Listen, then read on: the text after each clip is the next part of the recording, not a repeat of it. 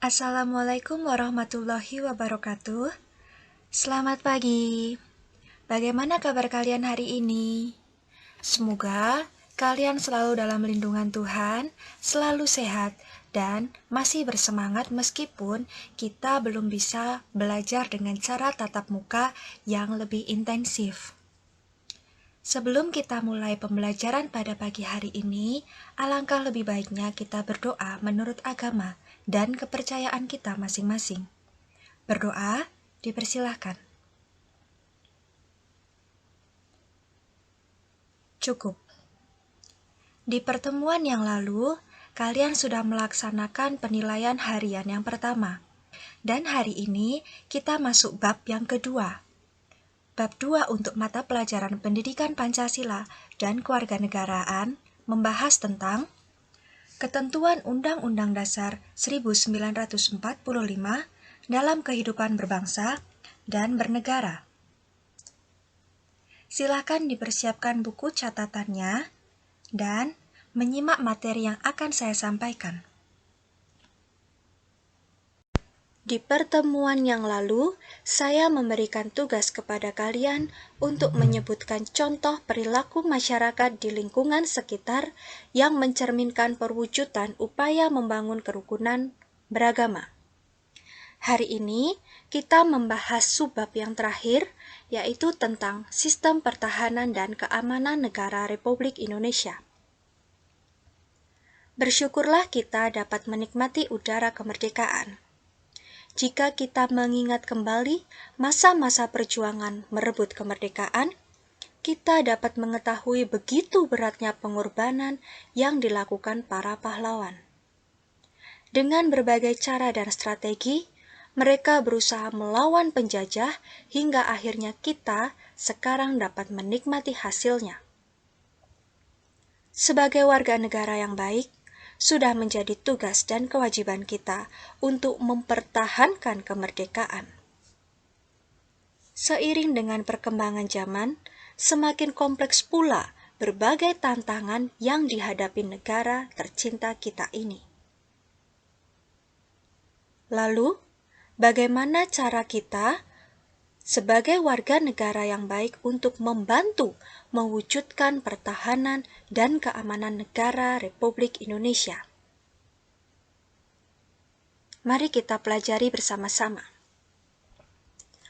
Substansi pertahanan dan keamanan Negara Kesatuan Republik Indonesia tercantum dalam pasal 30 Undang-Undang Dasar Negara Republik Indonesia tahun 1945.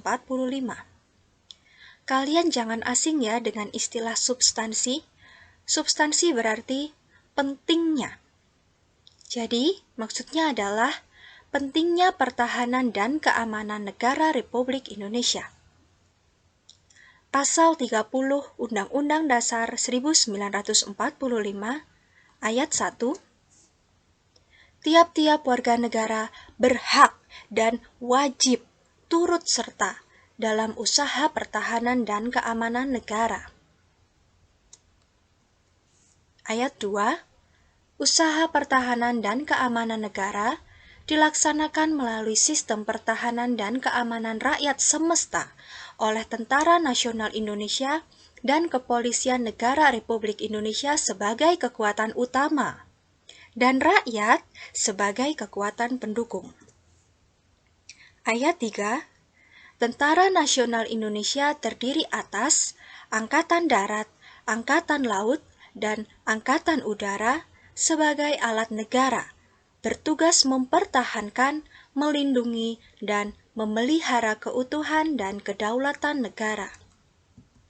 Ayat 4, Kepolisian Negara Republik Indonesia sebagai alat negara yang menjaga keamanan dan ketertiban masyarakat, bertugas melindungi, mengayomi, melayani masyarakat, serta menegakkan hukum. Ayat 5, susunan dan kedudukan Tentara Nasional Indonesia, Kepolisian Negara Republik Indonesia, hubungan kewenangan Tentara Nasional Indonesia dan Kepolisian Negara Republik Indonesia di dalam menjalankan tugasnya, syarat-syarat keikutsertaan warga negara dalam usaha pertahanan dan keamanan diatur dengan undang-undang. Di pasal 30 ayat 2 tadi sudah disampaikan bahwa TNI dan Polri adalah kekuatan utama, sedangkan rakyat adalah kekuatan pendukung. Jadi, upaya pertahanan dan keamanan negara itu melibatkan semua elemen, termasuk rakyat. Rakyat juga berperan penting dalam usaha pertahanan dan keamanan negara. Sistem pertahanan dan keamanan rakyat semesta yang biasa kita kenal dengan istilah Sishankamrata, yaitu bercirikan kerakyatan. Maksudnya, orientasi pertahanan dan keamanan negara diabdikan oleh dan untuk kepentingan seluruh rakyat. Maksudnya, pertahanan dan keamanan negara itu sebesar-besarnya untuk kepentingan rakyat.